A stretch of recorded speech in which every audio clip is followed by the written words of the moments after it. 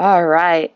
Hey, everybody. This is Coach Leanne Claire, and I'm so excited to be able to be hosting this webinar for you guys because this is something that's so crucially important is learning how to use your containers and being able to master your containers because you got them with a program, you signed up, congratulations on being amazing and signing up to change your life. Your life can literally be changed, but you do need to become a master of your containers because no matter how hard you work out, if your diet isn't in line, you can't work out a bad diet. So if we can master this eating plan and get you on the right track to intake the proper calories and the proper macro and micronutrients, and that's how these containers are designed, then you're going to get the maximum benefit of doing your program. All right, so this is what can happen with the program. This is more than just one program. However, the 21-day fix has definitely been a huge part of my success and understanding my eating and being able to get the results that I do have. This is my before and after. And I also want to talk about somebody else who also had great results, and that was my challenger, Courtney. This is just one round, day 1 and day 21 of the 21-day fix, and I can 100% tell you that she did it absolutely to a T, and look at those results. Absolutely amazing. She lost inches, she lost pounds, and she looks fantastic. So this is what can happen when you figure out how to really master these containers and how to get it done. So this is what's going to happen on this webinar. We are going to first go over some different expectations. We're going to be starting, we have a few people on this webinar, and this webinar is for a few different people. So we have some 21-day fixers, some 21-day fix extreme. We even have some hammer and chisel people signed up for this webinar. And the expectations are going to be personal, and they're also going to be expectations that we have for you in the group. The next thing we're going to go over is a goal breakdown. Actually, we're going to be going over eating plan first, and then we're going to be going over our goal breakdown. So the eating plan, we're literally going to sit here and we're going to plan it. So please, if you haven't already, there is a worksheet attached to the webinar that you can download and print out. Take some time to maybe get that done. If not, just get a piece of paper and a pen ready so that when we do get to that part, you are able to follow along, because we're going to do the work right now. You decided to show up for the webinar, so I'm going to reward you by doing the planning with you right now as we sit here. And then we're going to go through goal breakdown. That's my favorite part, and it's going to make it so easy for you to feel successful at the end. All right, so let's get to it. Group expectations. So when you're in the group, we really want you to participate daily. And there's a reason behind that. When you check in, when you come in and you participate daily, it's another win for you. It's another time for you to say, hey, I am in this. This is a big focus in my life. This is what I'm doing. I am going to check in daily, and I'm going to look at what other people are saying, what they're doing, what their struggles are, and I'm going to have greater success because you're checking in daily. And I also want to make sure your notifications are on. If you are actively doing a program right now and you have a challenge group going on, as all of you do, you want to go to your little notifications panel that's right up by the banner, and you want to click all posts. Because anytime somebody posts in the group, you want to see it. You want to see what they're posting, and also what your coach is posting, what other challengers are posting, what another coach is posting. You want to see them all, and it's a trigger reminder for you that you are doing this in your life right now. And another group expectation is no Debbie Downers allowed. This is not a place for you to come and give us excuses. If something really challenging going on in your life, or you've got, you have some cravings and stuff like that, that's fine. Being honest and vulnerable is absolutely welcomed, but no Debbie Downers, all right? And another group expectation is being open and honest. Like I just said, being open to being able to talk to people about your struggles, or if you figured out a new way of doing something.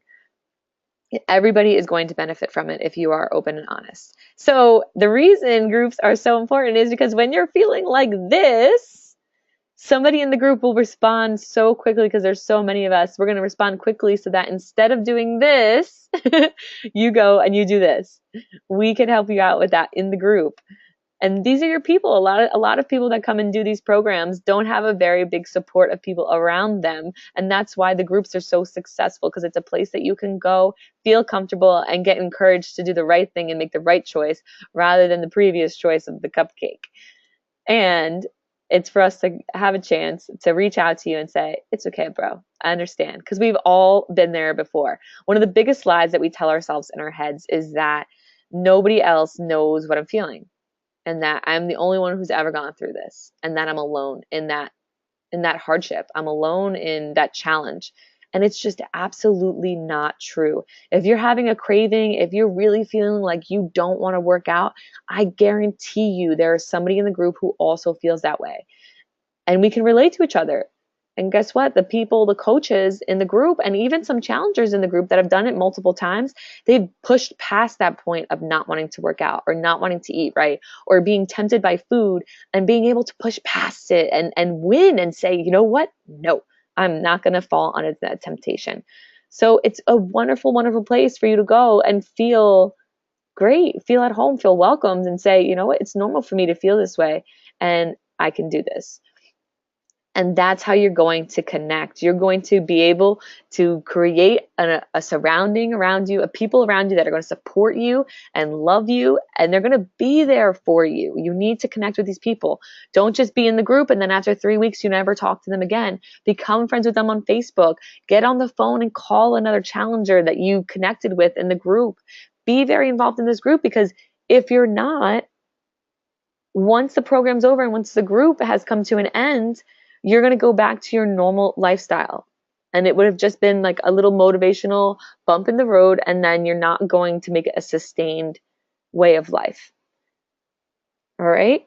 So next are your personal expectations. These are things outside of the group, outside of other people. Personal development.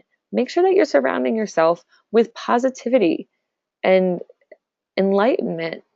Don't spend all of your time watching mindless TV or just playing on your phone or scrolling through Facebook. If you're going to be scrolling on Facebook, make sure that you have some inspiration in there. Make sure you have some people who are going to lift you up. I know that me, before I started with Beachbody, before my first challenge group, my Facebook was full of negativity. It was full of just not good things. They weren't developing me. They weren't adding any positivity to my day whatsoever. And they would actually make me feel worse after I was on. So what I did is I revamped my Facebook, and I deleted, anytime I saw a negative post, I deleted that person. I no longer was friends with them. And when you see something positive, like it, comment on it, because then Facebook is going to feed you more positivity and more good stuff. So try to do that. Personal development, you can get a book, you can listen to audio tapes. There's so many different ways. And doing that and getting involved with personal development is also going to lead you to give your best. And this is also important, because your mindset can't be on beating somebody else. Your mindset needs to be beating yourself, beating the you of yesterday, beating the you of the last hour you just put in, beating the you that you don't want to be anymore, and becoming better.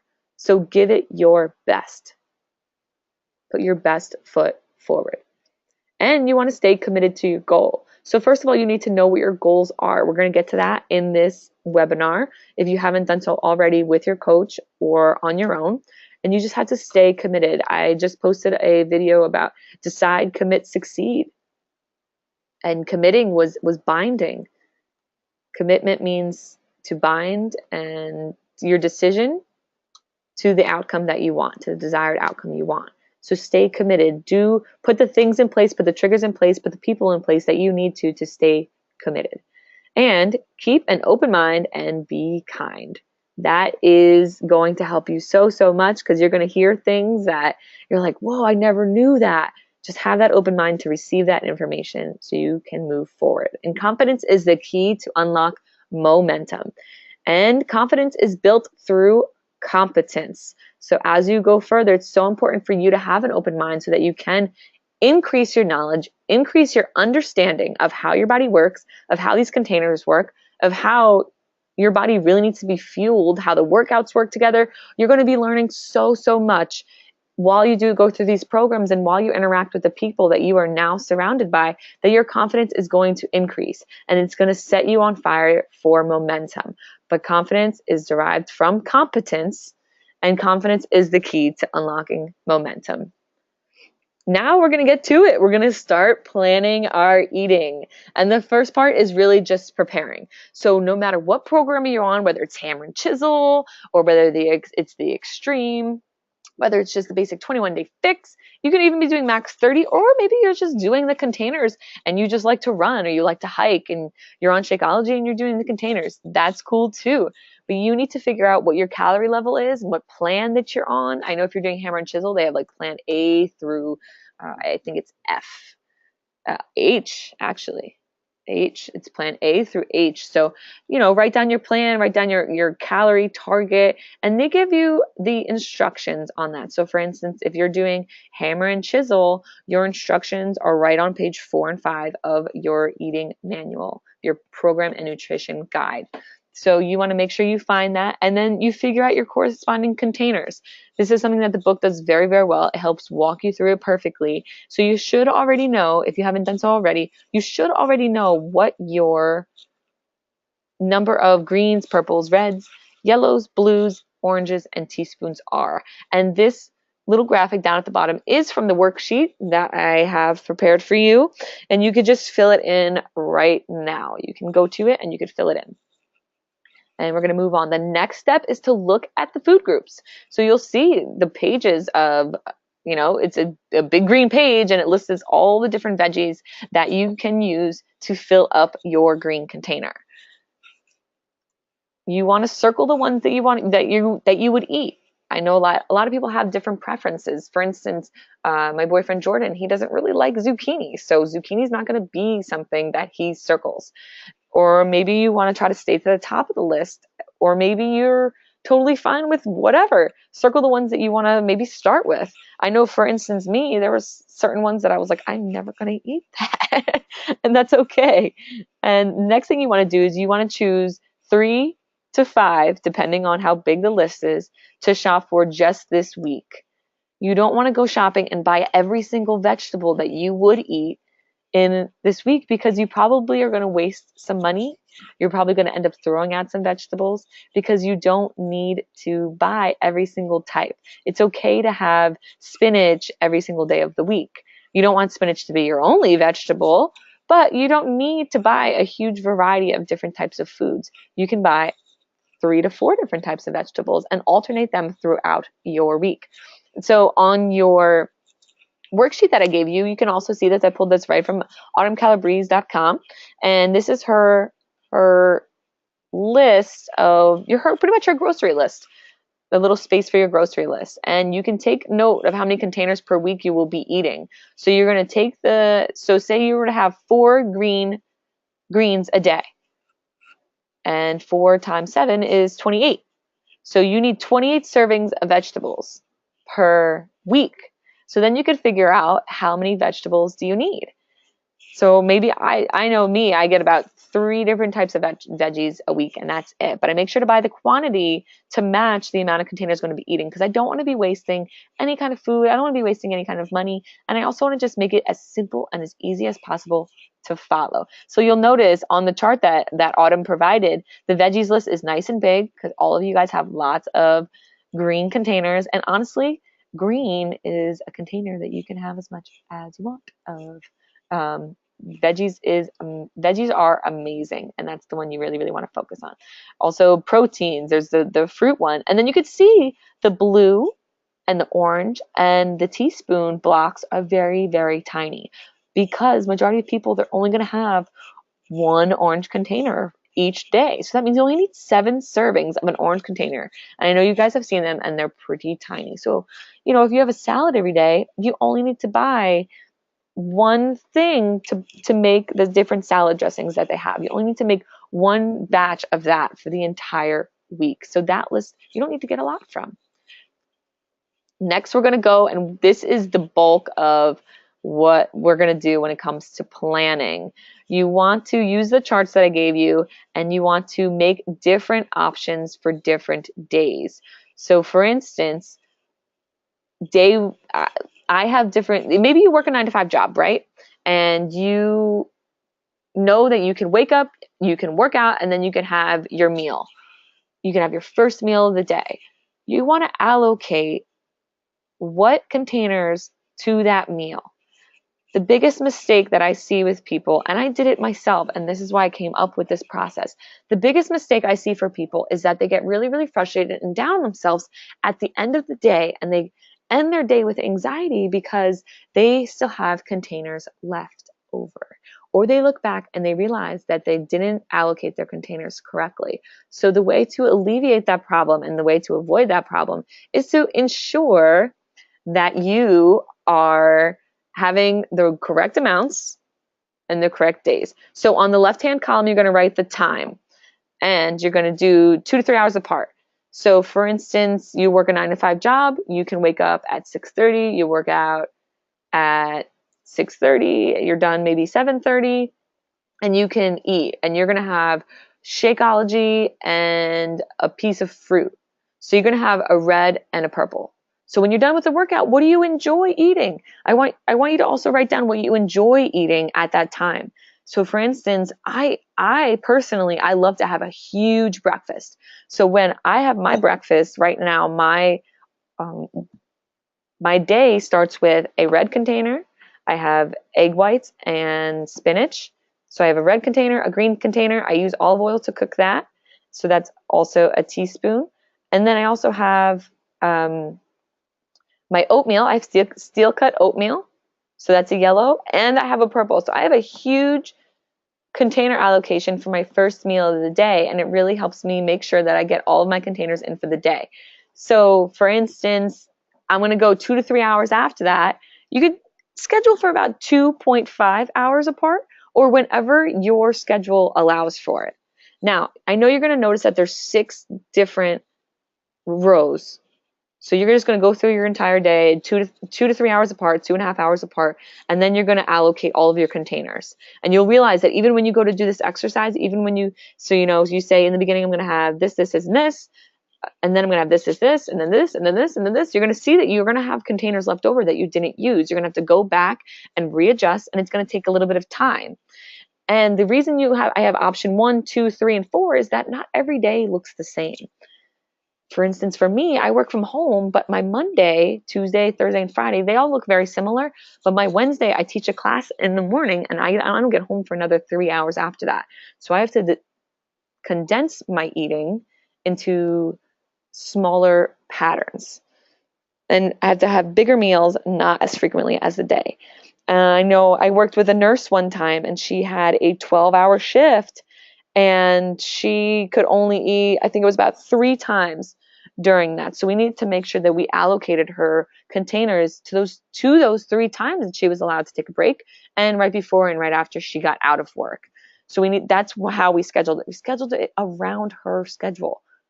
You don't want to just try to have to grab something on the fly. That's the biggest thing you want to avoid, because then you're going to feel failure. You're going to get to the end of the day and say, wow, I did not follow my containers at all. And we're trying to really, really alleviate that problem. So you also want to focus on your purples and yellows being before 6 p.m. So the reasoning is there's carbohydrates in fruit. Yes, there are carbohydrates in fruit. And there's also carbohydrates, obviously, in your yellow containers, which are your grains and stuff like that. And what carbs do when they go into your body is they produce glycogen. And glycogen is a source of energy that your body uses to get through the day. It can also use fatty acids, but your purples and your yellows should be scheduled before 6 p.m. so that your body has enough time to burn off those glycogen so that it doesn't get into a store. Because what's going to happen is if you have a yellow or a purple container later at night, your body's going to receive the glycogen energy from it. But if it doesn't have to use it before it goes to bed, what it's going to do is it's going to store it, and it's going to store it as fat. And you don't want that to happen. So just make sure those yellow and purples are in before 6 p.m. And next, you just want to try to keep it to 1 serving of 1 color at a time. You want to make your stomach an absolute rock star at digesting food. So try to, do just 1 serving of green and spread it out. Give your body a source of green energy all throughout the day rather than having all of your greens in during lunch, for instance. Those are just some guidelines. So you can take some time and you can go through that right now. I'm just going to stop talking. I'm going to give you some time to think about it. I want you to knock out at least one option now, and then you're going to go after this webinar is over and you're going to knock out option 2, 3, and 4 if you even need to. Some people, Sunday through Saturday is exactly the same every day. I know the majority of people, though, Saturday and Sunday is very different. So maybe you even need 2 different options for Saturday and then you need a different option for Sunday. That's why you have 4 options. And if you even need more than 4 options, just print out a second sheet of paper. So I'm just going to stop talking now so that you have a chance to go and allocate your containers to specific time periods.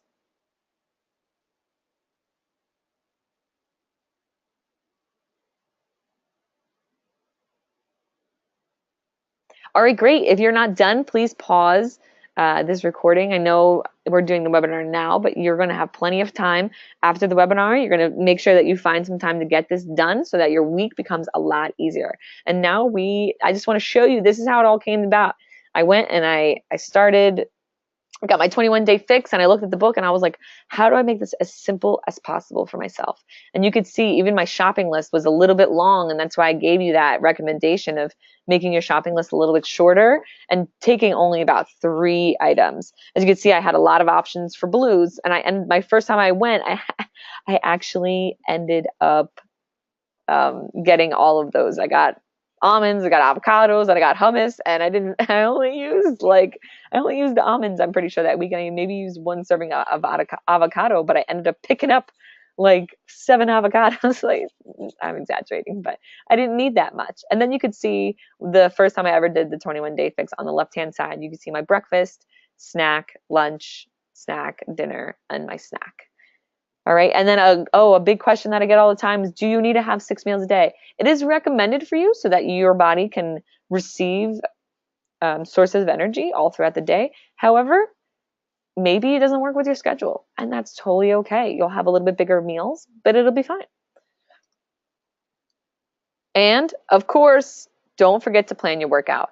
Make sure the morning time is recommended. Get it done first thing. I actually work out in a fasted state. That means I don't eat anything before I work out. I do have the performance line now, so I just wake up, I have some Energize, and I get going. But if you can't do that, say you're going to work at 5:30 already, you have to schedule for either lunchtime or nighttime.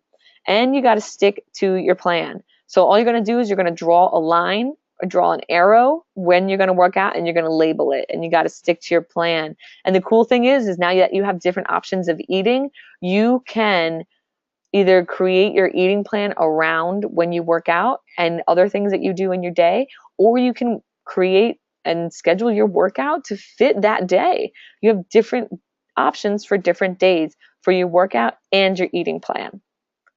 Now we're going to get into the big kahuna of this, and this is called the prospect theory. This theory was actually created to show economical differences in our perceived values of gains and losses. So let's first come over here to the right-hand side and look at the gains. So for instance, these blocks, the squares that I have lined out here, they're the same distance on the x-axis. So when you start from the origin, you go towards gains. That's the same distance as when you start from the origin and you go towards losses, the word losses. That's the same distance apart. But this theory was for economical purposes. So let's use, for instance, $5. Our perceived value, so if you were to win $5, you'd have a perceived value of where my arrow is right now, right at the top left-hand box of the top left-hand corner of the smaller box on the right, on the quadrant of perceived value and gains. But if you lost $5, your perceived value would be all the way down here. So pretty much the summation of this is that when we lose something, even though it's the same amount, so $5 and $5, if we lose something, it makes such a bigger impact, negative impact. It's like the end of the world type of impact on us compared to when we gain $5. It's just kind of like, okay, cool.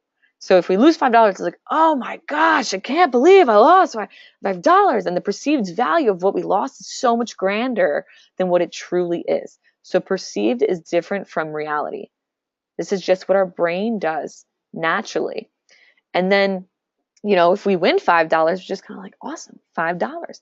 The perceived value of that $5 is not as grand compared to when we lose it. So now I'm going to relate this to what's going to be happening in your week. This happens to everybody. So let's talk about,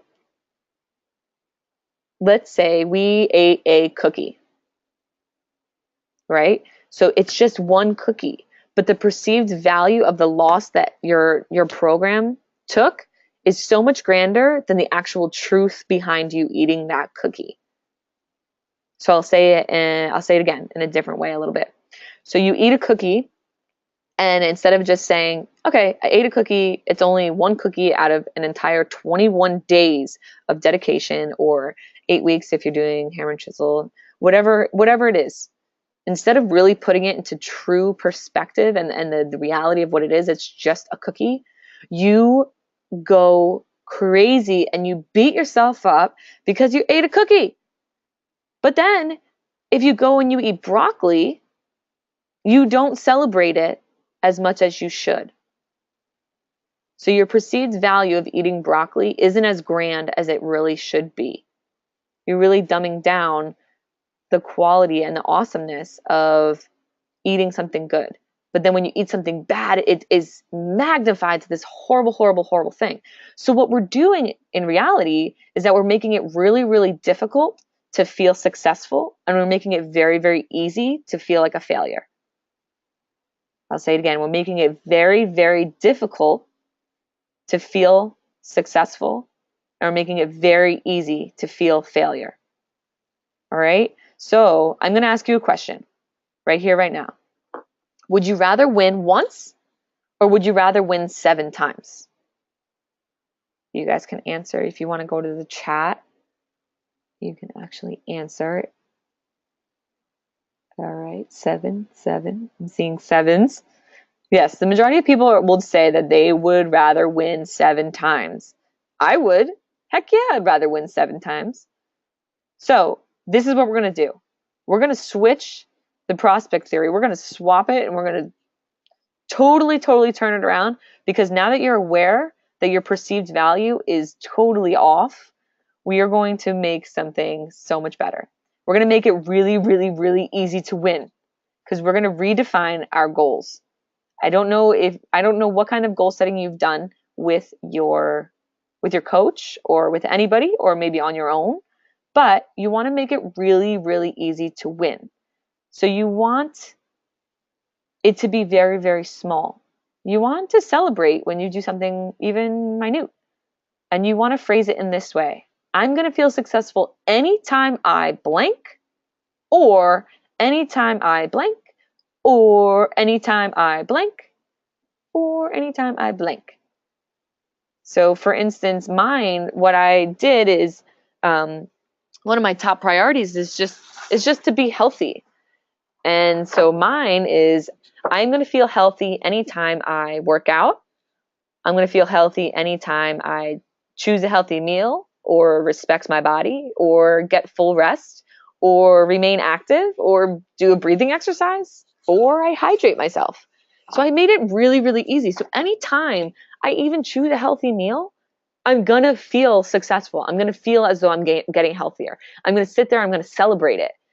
And that's going to make enjoying the journey so much better, rather than the only time I'm ever going to feel successful is when this program's over and I'm down 20 pounds. Which one is easier to feel successful? Which one is really setting you up for the win? Is setting you up for the success and for the health that you really want? Is it all the little small things coming together and you celebrating each one of them? Or can you only really feel successful when you get to the end? Which one would you rather do? Would you rather have 7 small wins a day? You can even have more than 7. You can have 20 if you really wanted to. It seems like I have about 20 times a day where I can win, and that's just in the category of health. We're just talking about the category of health. You can have a bunch of different categories. But for me to feel successful and to feel healthy, anytime I do any of those things that I just listed, I'm going to feel successful. And that sets me up for about 20 wins a day.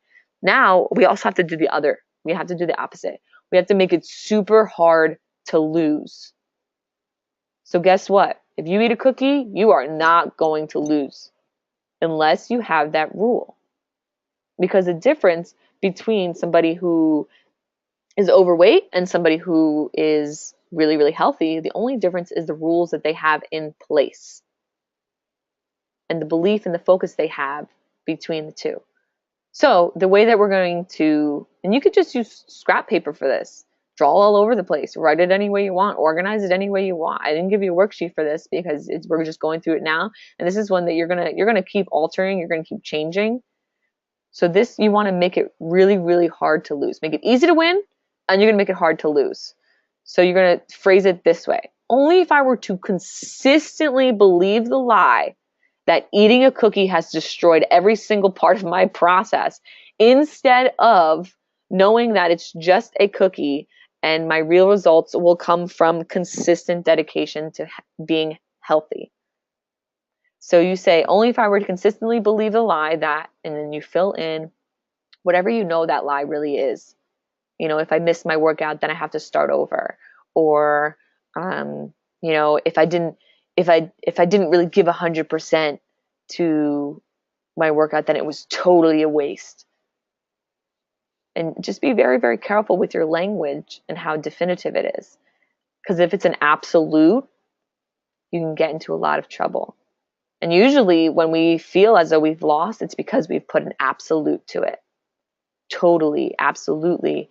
So only if I would consistently believe the lie that one cookie destroyed my entire dedication to 21 days, instead of knowing that I'm stronger than this, knowing that I can push past this, knowing that a cookie is just a cookie and it's not going to define me winning or losing, you're going to make it really, really hard to lose. So for instance, you want, before we were talking about healthy. I'm going to feel healthy anytime I blank. This one, you get to decide whatever kind of negative feeling you have attached to not being healthy. Maybe it wasn't even healthy before. Maybe you just want to get shredded. I'm going to feel shredded anytime I blank. But then you make it really, really hard to lose. And maybe you really struggle with self-doubt. Maybe you struggle with self-pity. That was a big one for me. Maybe you struggle with judgment from other people. You want to make it really, really hard to feel those. Because if you make it really easy to feel those, you're never going to be able to give yourself enough attention and enough focus to be able to win. And you're constantly going to feel that negative feeling. I know this is really heavy right now, and I know that it's hard to face and it's hard to do. This is not an easy exercise, but I know that you're watching this and I know that you're here for a reason. Make it really hard to lose and make it really easy to win. Spend time on this exercise. Take a notebook and just your entire week, just keep writing. Keep writing ways to win. Little tiny things. Anytime I wake up without an alarm.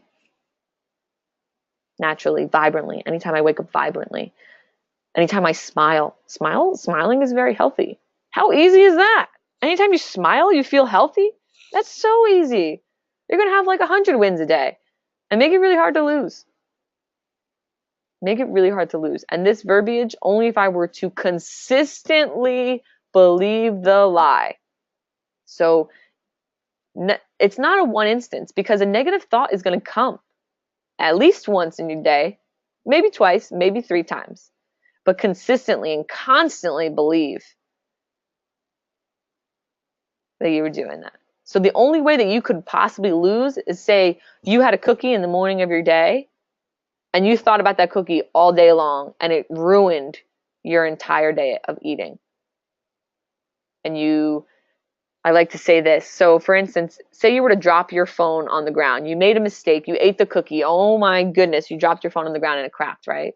Well, oh, well, the days that I just have to do it again tomorrow. It's all or nothing. So you slam your phone back down on the ground. You keep slamming and you keep breaking it. That doesn't make much sense, right? That doesn't make any sense at all. Just because it's broken a little bit, just keep breaking it and keep breaking it. That's the only way you could possibly lose. All right? So that's it, guys. I know we ended really, really heavy, but we had a really good time talking about different expectations when it came to the group and when it came to personal expectations. We also talked about your eating plan, and it is partially already planned. You already should have a day done. If not, maybe you stopped the video and you planned them all out. Great job. That's awesome. I'm sure that you feel really, really accomplished doing that. And the last is we broke down your goals. We really made it easy for you to win and really hard for you to lose. Thank you so much. And I just want to let you know that you're awesome. I hope that you enjoy the rest of your journey and the rest of your program. And we will see you next time.